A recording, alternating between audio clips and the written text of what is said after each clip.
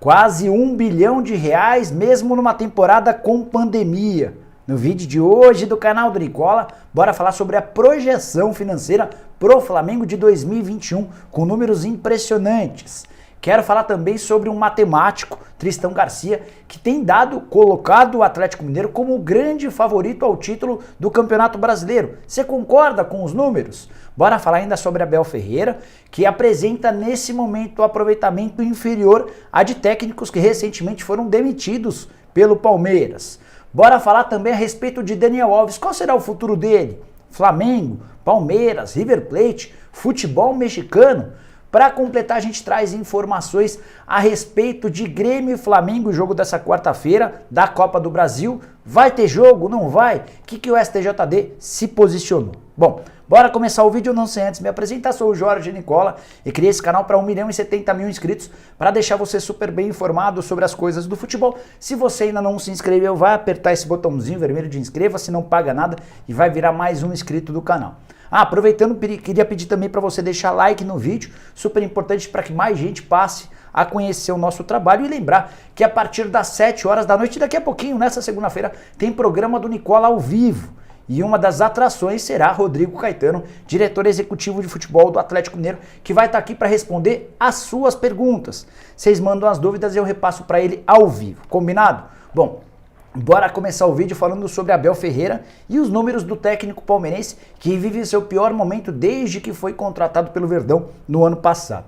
Nos últimos 8 jogos são 2 vitórias, 2 empates e 4 derrotas, a última delas em casa para o Flamengo, 3-1 de virada contra um adversário repleto de problemas. Aproveitamento depois de 2 vitórias, 2 empates e 4 derrotas é de 33% dos pontos. E o jornalista André Galazzi trouxe um levantamento, uma comparação com técnicos recentemente demitidos pelo Palmeiras. Felipão, Mano Menezes e Luxemburgo, os 3 antecessores do Abel, caíram com aproveitamentos de pontos superiores a esses 33%. O que o André fez? Ele pegou os últimos 8 jogos de cada técnico antes de ser demitido para calcular o aproveitamento durante esse período. Felipão tinha 42% dos pontos, 33% do Abel. Mano Menezes caiu com 46% de aproveitamento nos últimos 8 jogos, já o Vanderlei Luxemburgo com 46%. Mesmo estatística, mesmo índice do Mano Menezes, ambos caíram, tendo apresentado no último recorte 46% dos pontos.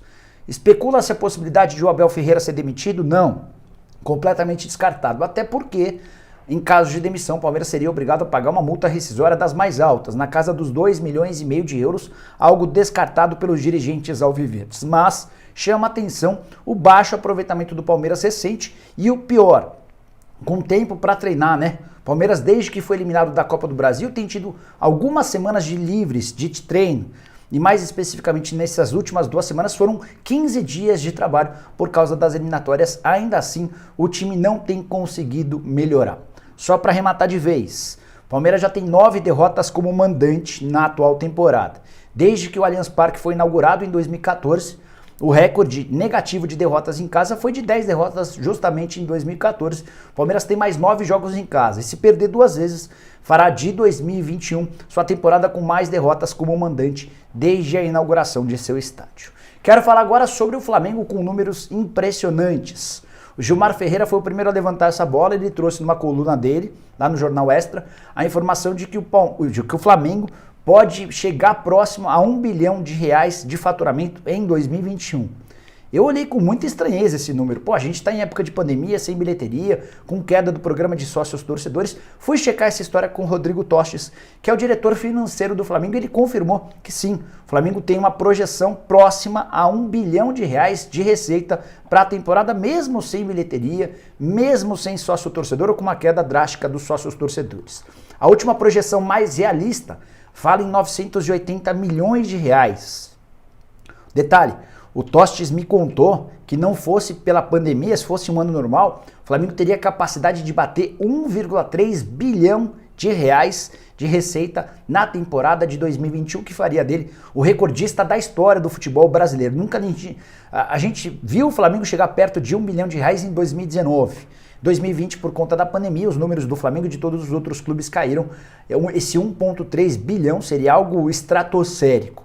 Só a título de comparação, se o Flamengo de fato se aproximar desse 1 bilhão, ele vai ter muito, mas muita vantagem em relação aos seus grandes concorrentes. O Palmeiras estipula, imagina um faturamento de algo na casa dos 600 milhões de reais para a temporada. O Flamengo ainda tem uma coisa a seu favor. Os dirigentes do próprio clube sempre lembram que o Flamengo tem sido capaz de bater números bastante grandes de receita, mesmo sem a ajuda de investidores.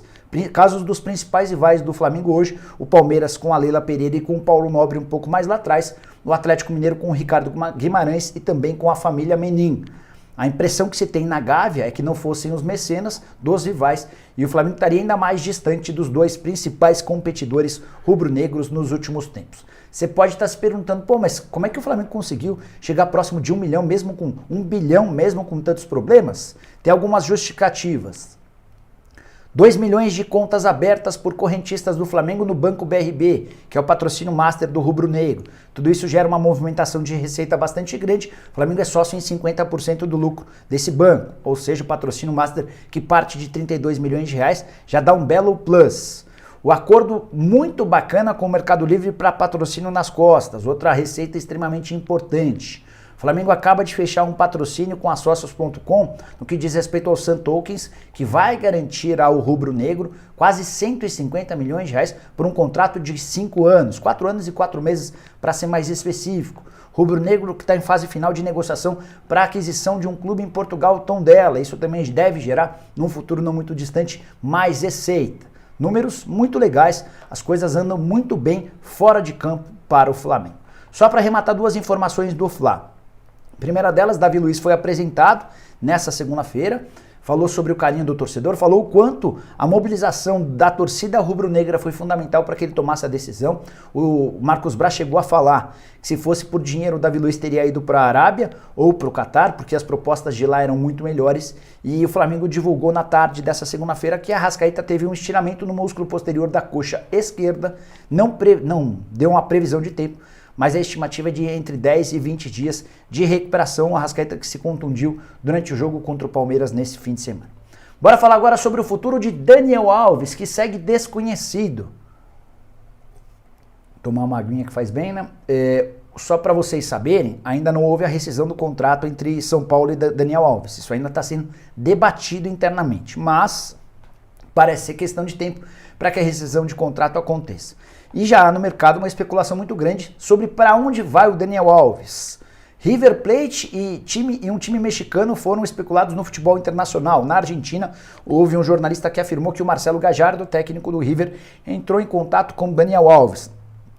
Imagino com muita dificuldade que o River consiga contratar o Daniel. Para o México eu acho ainda mais impossível. Até porque o Daniel Alves quer ser jogador da seleção brasileira e no México a tendência é que ele acabe se escondendo. A impressão que eu tenho é de que ele vai fechar com algum clube brasileiro. E não faltam especulações por aqui. Por exemplo, em relação ao Flamengo. Durante a entrevista do Davi Luiz, perguntaram ao Marcos Braz sobre o Daniel Alves, até porque o Marcos Braz, nesse domingo, fez uma postagem enigmática de um juazeiro, de uma árvore, e aí remeteram ao Daniel Alves e ele disse o seguinte, abre aspas, o Flamengo não tem nada a ver com o problema do São Paulo com o Daniel. E o Flamengo está sempre atento às oportunidades do mercado. E isso não quer dizer absolutamente nada com o Daniel Alves, fecha aspas. Ou seja, o Braz despistou totalmente. Falou que, primeiro ele descartou que o Flamengo esteja trabalhando nos bastidores para que o Daniel rescinda com o São Paulo, algo que no São Paulo é meio que um senso comum. Os dirigentes do Tricolor suspeitam que é o Flamengo quem monitora, quem conversa com o Daniel e estimula ele a rescindir o contrato. E depois o Marcos Braz não negou a possibilidade de contratar mais jogadores, disse que o Flamengo sempre está aberto a oportunidades boas de mercado. O Edu Dracena, que é gerente de futebol do Palmeiras, o cargo específico dele é de superintendente de futebol do Palmeiras, enfim. Ele deu uma entrevista à TV Gazeta e foi perguntado também sobre o Daniel Alves. Ele disse o seguinte, hoje posso garantir que não existe nada em relação ao Daniel. Não tratamos sobre o Daniel. É um grande jogador, falamos de todos, mas não quer dizer que vamos trazer para o Palmeiras, fecha aspas. Também conversei com o Lucas Drubsky, que é o diretor executivo de futebol do Bahia. O Bahia é outro clube muito especulado porque o Daniel surgiu no Bahia, foi formado por lá e tem um carinho especial pelo clube. O Lucas me disse o seguinte, abre aspas, não tratamos absolutamente nada sobre esse assunto, fecha aspas. todos esses despistes dos dirigentes é algo absolutamente compreensível. Eles não podem admitir que estão negociando, porque isso pode trazer até dificuldades na rescisão do contrato do Daniel Alves com o São Paulo. Assim que surgir de fato o rompimento, comunico para vocês e conto todos os detalhes do acordo. Combinado? Bora falar agora sobre o STJD, sobre o jogo do Flamengo contra o Grêmio, a presença de torcida nessa quarta-feira, a Copa do Brasil. Você vai lembrar que na semana passada, o diretor jurídico do Grêmio chegou a afirmar que o Grêmio não entraria em campo se o Flamengo levasse torcida ao Maracanã. O Flamengo desde sexta-feira está vendendo ingressos e nessa segunda-feira o presidente do STJD, o Otávio Noronha, disse em entrevista ao Globoesporte.com que nem vai analisar o pedido de suspensão da liminar obtida pelo Flamengo. Na sexta-feira da semana passada, vários clubes brasileiros, com o auxílio da CBF, foram até o STJD pedindo que essa liminar fosse cassada.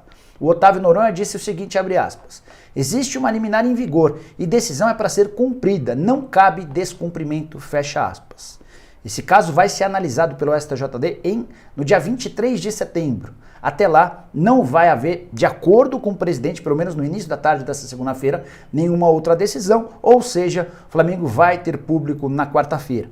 Aí você deve estar se perguntando, bom, então o Grêmio não vai jogar e a gente vai ter enormes problemas, certo? Errado. Os dirigentes do Grêmio já mudaram o discurso e já afirmaram que devem levar um time misto, talvez com várias reservas, na quarta-feira, até porque se não entrar em campo o Grêmio pode ser punido, com o WO, com outras punições bem pesadas. Só para lembrar, algumas semanas atrás, no jogo em Porto Alegre, partida de ida 4-0 para o Flamengo, a chance de o Grêmio passar é praticamente zero. Bom, bora falar agora sobre as chances de título do Campeonato Brasileiro. Fui ao site Infobola, do matemático Tristão Garcia, um dos mais conhecidos e respeitados do mundo do futebol. E ele tem números ou projeções, para mim, ligeiramente exageradas. Queria dividir com vocês e gostaria que vocês usassem o espaço para comentário, para opinar. Ele imagina que o Atlético Mineiro é o favorito ao título. Até aí, beleza. O Galo é hoje o líder do campeonato, tem 7 pontos de vantagem em relação ao Palmeiras e 8 pontos de vantagem em relação ao Flamengo. É bem verdade que o Flamengo tem 2 jogos a menos do que o Galo e se vencer esses 2 jogos a menos, a diferença de 8 cai para 2 pontos. E é aqui que eu quero chegar. De acordo com o Tristão Garcia, a chance de título do Atlético hoje é de 72% dos pontos, ou de chances no caso. Então assim, de cada 10 chances, 7 ficam, ou pouco mais de 7 ficam para o Atlético Mineiro. O Flamengo aparece na segunda colocação com 20% de chances. O Palmeiras tem apenas 6%, Fortaleza e Red Bull Bragantino 1% para cada um, e não existem outros times com chances matemáticas, de acordo com o Tristão Garcia, de faturar a taça. É bem verdade que a cada rodada, de acordo com os resultados, a projeção de qualquer matemático vai mudando. Então esses 72% podem cair para 60%, para 65%, para 50%, de acordo com os próximos jogos. Mas me chamou a atenção, achei um número exagerado. Não que o Atlético não seja favorito, para mim ele é hoje o maior candidato ao título. Mas eu diminuiria essa chance, embora a gente tenha que respeitar contas de especialistas. Mas a minha pergunta aqui é, e para você, quais as chances de cada um dos times? Quantos times têm chance de brigar pelo título?